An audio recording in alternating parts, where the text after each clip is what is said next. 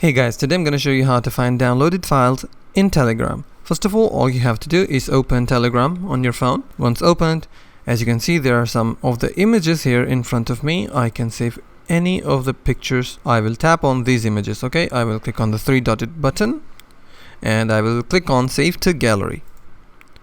Now, I will click on all three media. Now, all three pictures have been saved into my gallery, but where to find them in my file manager?